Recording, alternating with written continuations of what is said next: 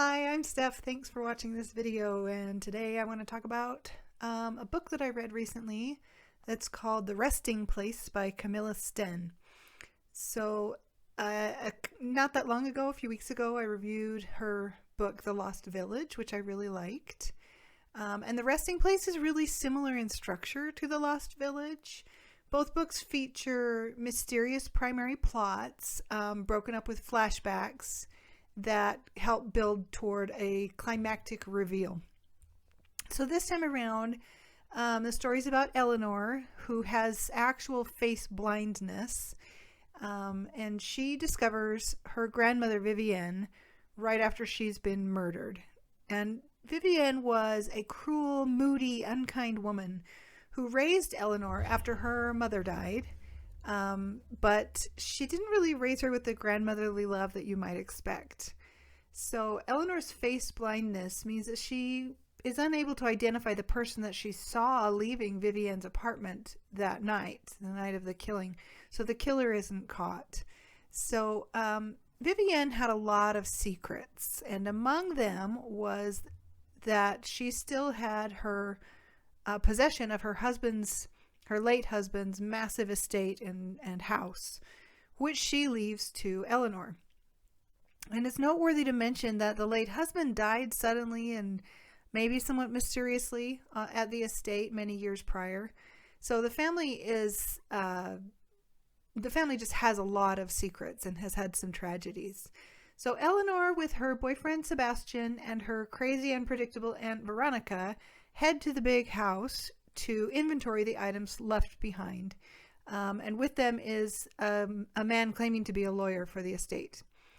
So they get snowed in and cars won't start and phones go down, and similar to the Lost Village, strange things begin happening to the group, such as Eleanor being pushed into the dark dumbwaiter and needing to be rescued.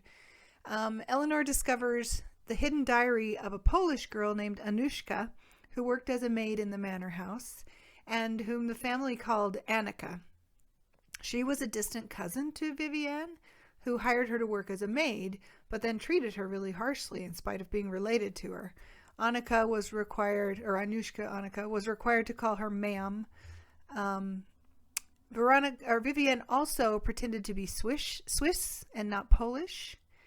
The diary serves as the material for the flashbacks, and it reveals many things about Eleanor's grandparents that she had not previously known. And all of this leads up to a surprise revelation at the end, although it's fairly clear what's coming before we get there.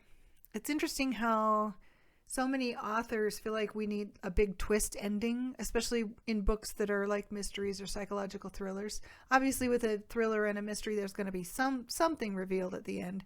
But I feel like there's this pressure to make a big twist that no one's going to see coming. And sometimes it pays off, but sometimes it doesn't. I did see this one coming. But it was still a book worth finishing. I did finish it. So this is going to be a short review because I don't have a lot to say. I don't want to spoil a lot if you are going to read the book. As far as thrillers go, this is a decent read. It keeps you interested, if only just to see whether you're right about what's coming at the end. It's not especially scary or exciting, and I feel like Eleanor's face blindness kind of becomes her primary characteristic, and like complaining. I didn't find her especially likable. Vivienne is not likable at all, especially in the flashbacks and stuff. So I probably won't return and reread this book in the future, but it was fine. It was a good enough one-time read through. So I do recommend it, just not maybe as strongly as some others that I've read. And I did like The Lost Village a little better. I feel like if an author's going to keep doing the same thing, though, in every book, they're going to have to find a way to really shake it up. And in this case, I'm not sure that Camilla Sten did anything different enough. It was a very similar structure to The Lost Village. Everybody's stuck there. They don't have phone service. Things start breaking down. Weird things are happening. There may or may not be someone hiding in the bushes, kind of thing. So, yeah, it was fine. It was a good enough book, and I liked it enough to finish it. So those are my thoughts about that book. If you read it and you liked it better than me, tell me why. Tell me what I am maybe missing or not appreciating. Otherwise, thanks for watching. I appreciate your support. Maybe hit like, subscribe to my channel, and I'll see you next time.